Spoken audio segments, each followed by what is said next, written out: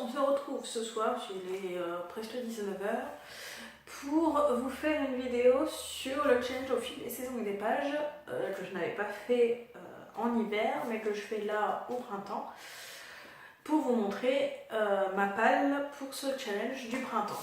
Donc comme d'habitude, il y a 5 consignes, et donc à chaque consigne un livre. Donc pour le premier livre, c'est la lecture commune. Donc le vote a été fait et le livre c'est Le Gang des rêves de Luca Di Sulvio. Donc c'est un livre que je ne sais plus quand je l'ai acheté, je ne sais pas si je l'ai marqué celui-là. Apparemment non. Je ne l'ai pas marqué mais ça fait un moment quand même que je l'ai, il faudrait que j'en vérifie. Que je n'avais pas encore lancé parce qu'il est quand même c'est 900 pages, quasi, non, plus de 900 pages même. Donc l'histoire m'avait plu, je ne sais plus par quelle booktubeuse je l'avais vu qui m'avait tenté de le lire, à part qu'il est resté dans ma palle. Je crois que c'est au tout début où Cultura s'est ouvert près de chez moi. Donc c'est une bonne occasion d'essayer de le lire. Ensuite c'est le Pioche d'Antaja, et comme d'habitude, le Pioche d'Antaja c'est mon chéri qui s'en occupe.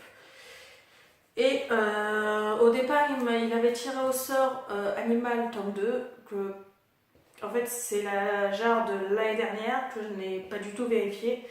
Et Animal je l'avais un tout petit peu commencé mais il ne m'avait pas tenté du tout, donc je me suis dit autant pas le mettre.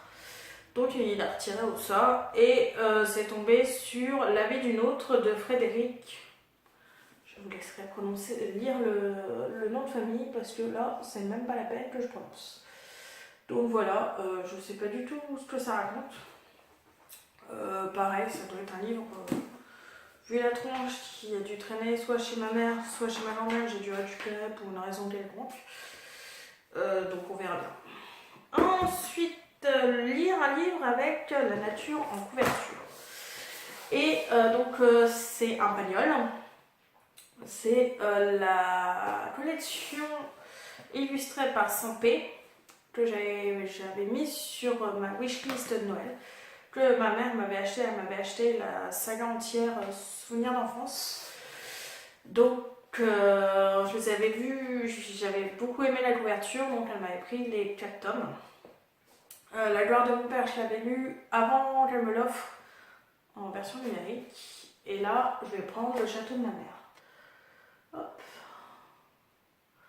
Donc là par contre, La gloire de mon père, je vous avais dit que c'était un des films cultes. Donc ça m'a fait un peu peur de le lire en version papier parce que ça avait été un de mes films préférés. Le château de ma mère par contre, j'avais pas aimé du tout. Donc en espérant que j'aime beaucoup plus le livre que le film, parce que j'ai pas aimé du tout le film. Enfin bref.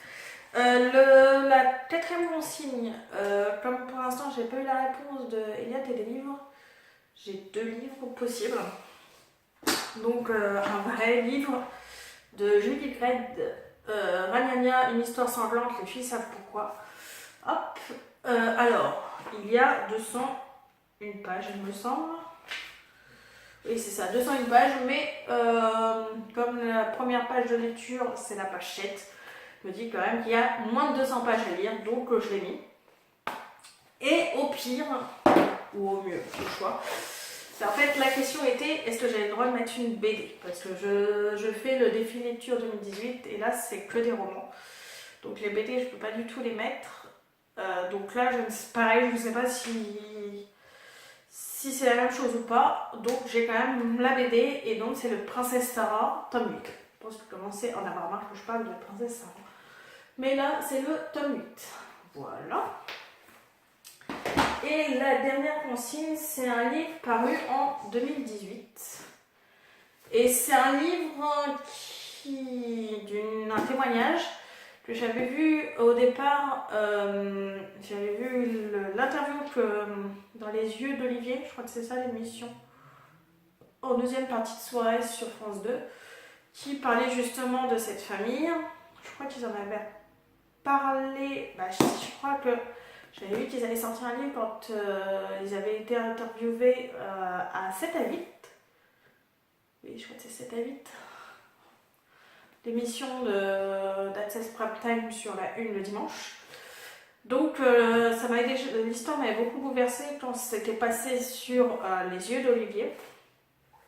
Quand j'ai vu justement dans 7 à 8 que ça sortait en livre, j'ai été directement sur Amazon et je l'ai commandé direct.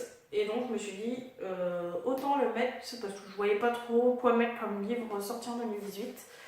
Parce que j'en ai lu un il n'y a pas longtemps qui était sorti en 2018, c'était Roseland, tome 2.